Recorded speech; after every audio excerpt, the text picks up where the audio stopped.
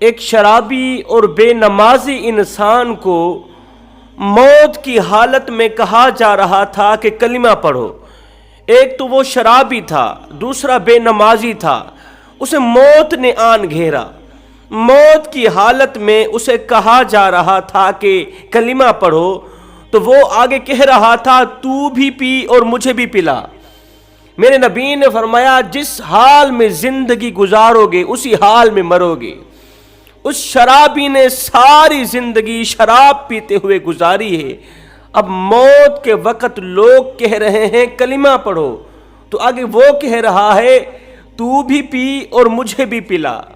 جوانوں، زندگی میں کبھی بھول کر بھی شراب پی کر نماز نہ پڑھنا، بہنوں کا حق مار کے نماز نہ پڑھنا، بوڑھی ماں کی آنکھوں سے آنسو نکال کے اللہ کے حضور سجدہ نہ کرنا، بوڑھے باپ کی عزت والی پگڑی خاک میں ملا کر بغیر توبہ کے اللہ کو سجدہ نہ کرنا، کیونکہ یہ ایسی نماز ہے جس کے پڑھنے سے ثواب نہیں ملتا، گناہ ملتا ہے۔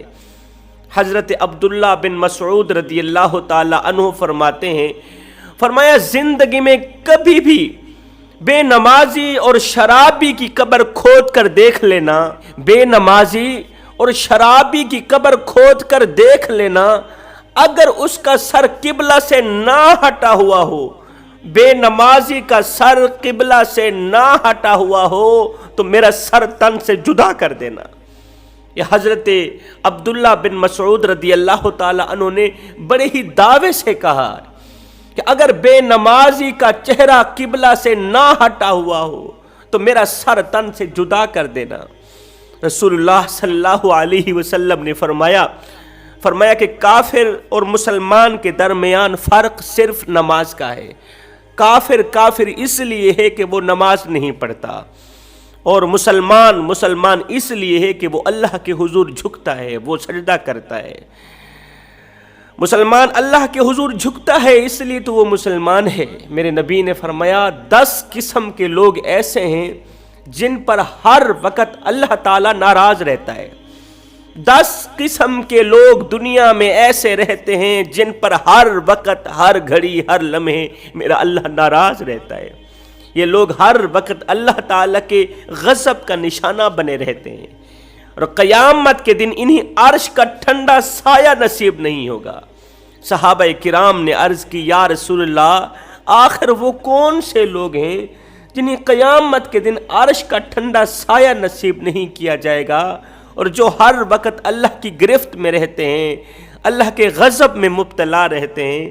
میرے نبی نے فرمایا پہلا وہ بوڑھا جس کے ہاتھ کانپتے ہیں، کمر جھک گئی ہے، کان ہیں مگر ان میں سننے کی صلاحیت نہیں، آنکھوں سے دیکھنے کی صلاحیت اللہ نے چھین لی، مگر پھر بھی وہ بوڑھا زنا کرنے سے باز نہیں آتا، وہ زنا کرنے سے باز نہیں آتا۔ دوسرا ظالم حکمران، مظلوموں پر ظلم کرنے والا۔ چوتھا زکوٰۃ نہ دینے والا۔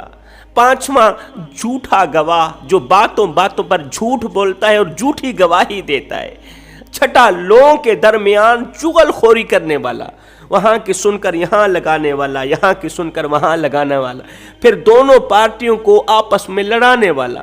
ساتواں غصے کی نگاہ سے اپنے والدین کو دیکھنے والا، والدین کے آگے بک بک کرنے والا، والدین کو ان کی غربت کا طعنہ دینے والا۔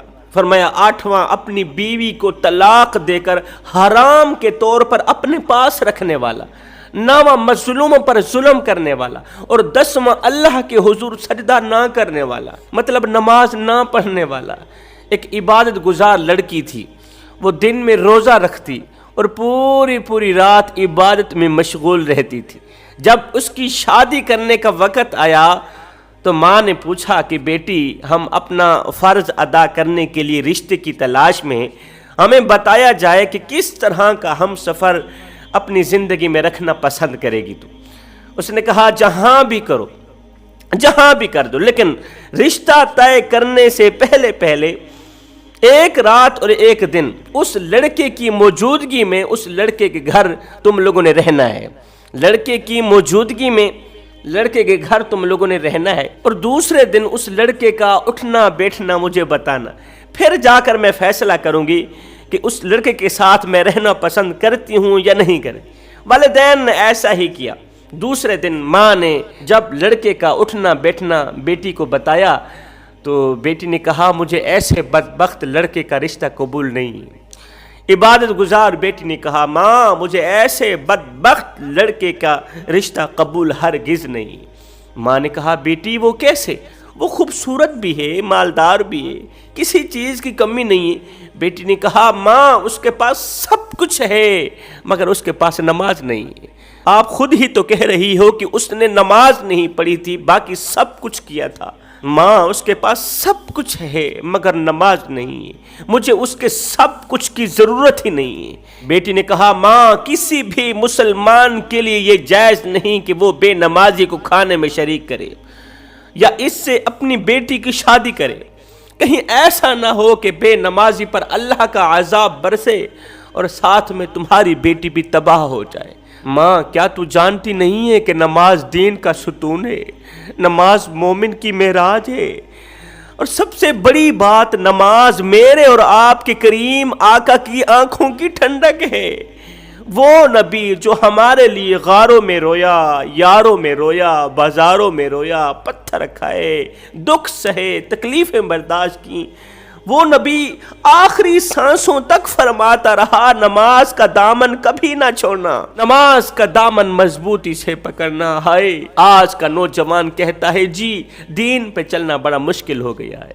یہ وہ نوجوان کہہ رہا ہے جو مسجد کے اندر داخل ہوتا ہے تو آگے مخملی قالین بچھے ہوئے ملتے ہیں، ایسی لگے ہوئے ہیں، ہیٹر گیزر چلے ہوئے ہیں، موسم کے مطابق ٹھنڈا اور گرم ماحول دستیاب ہے۔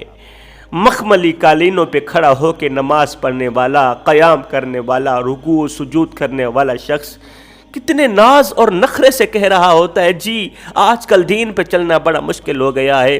میں کہتا ہوں صاحب ایک بات تو بتا، کیا دین تیرے لیے مشکل ہے یا کربلا کی سرزمین پر حسین ابن علی کے لیے مشکل تھا؟